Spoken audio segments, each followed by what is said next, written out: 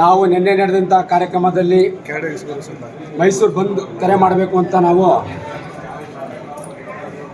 ಅಹಿಂದ ಮತ್ತು ಶೋಷಿತ ವರ್ಗ ಮತ್ತು ಸಿದ್ದರಾಮಯ್ಯನವರ ಅಭಿಮಾನಿಗಳೆಲ್ಲರೂ ಸೇರಿ ತೀರ್ಮಾನ ಮಾಡಿದ್ದು. ಆ ತೀರ್ಮಾನದಂತೆ ಇವತ್ತು ಆ ಮೈಸೂರು ಬಂದ್ಗೆ ರೂಪುರೇಷೆಗಳನ್ನ ನಿರೂಪಣೆ ಹೇಗೆ ಮಾಡೋದು ಅಂತೇಳಿ ಇವತ್ತು ಸಭೆಯೂ ಸಹ ಸುಧಾ ಸೇರಿದ್ದು. ಈ ಸಭೆ ಸೇರಿದಂಥ ಕ್ಷಣದಲ್ಲಿ ಮಾನ್ಯ ಮುಖ್ಯಮಂತ್ರಿಗಳಾದ ಸಿದ್ದರಾಮಯ್ಯನವರು ಮೈಸೂರು ಬಂದ್ ಕರೆ ಮಾಡೋದ್ರಿಂದ ಮೈಸೂರಿನ ನಾಗರಿಕರಿಗೆ ಅಡಚಣೆ ಮತ್ತು ತೊಂದರೆಗಳಾಗ್ತದೆ. ಆದ್ದರಿಂದ ನೀವೇನು ಪ್ರತಿಭಟನೆ ಮಾಡ್ತಿದ್ದೀರಿ ಆ ಪ್ರತಿಭಟನೆಯನ್ನು ಪ್ರತಿಭಟನೆ ಮಾಡ್ತಾಯಿದ್ದೀರಿ.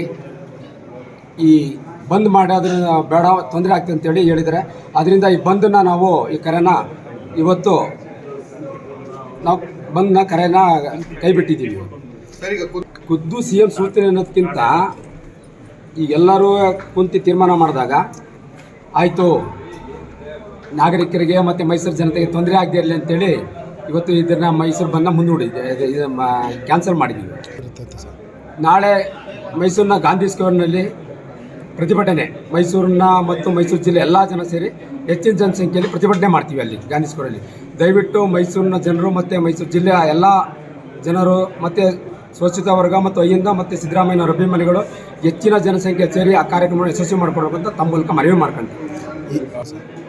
ಮೊದಲನೇ ಒತ್ತಾಯ ಏನು ಈಗ ಪ್ರಾಸಿಕ್ಯೂಷನ್ಗೆ ಕೊಟ್ಟಿದ್ದಾರೆ ರಾಜ್ಯಪಾಲರು, ಆ ರಾಜ್ಯಪಾಲರನ್ನ ರಾಷ್ಟ್ರಪತಿಗಳು ವಜಾ ಮಾಡಬೇಕು ಮೊದಲನೇದಾಗಿ. ಎರಡನೆಯದು, ಎಲ್ಲಿ ಬೂಡಾದಲ್ಲಿ ಇವರದ್ದು ಯಾವುದೇ ರೀತಿ ಇಲ್ಲ, ಇವರ ಸರ್ಕಾರ ಇತ್ತಿಲ್ಲ, ಹಿಂದೆ BJP ಸರ್ಕಾರ ಇದ್ದಂಥ ಸಮಯದಲ್ಲಿ ಕೊಟ್ಟಿದ್ದು.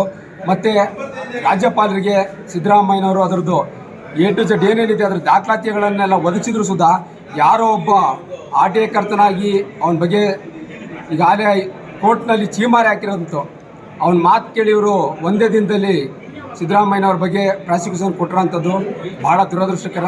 ಅದರಿಂದ ಅವನ್ನ ವಜಾ ಮಾಡೋ ತನಕ ಈ ಕಾರ್ಯಕ್ರಮಗಳು, ಈ ಪ್ರತಿಭಟನೆಗಳು ದಿನನಿತ್ಯ ನಡೀತಾನೆ ಇರ್ತವೆ.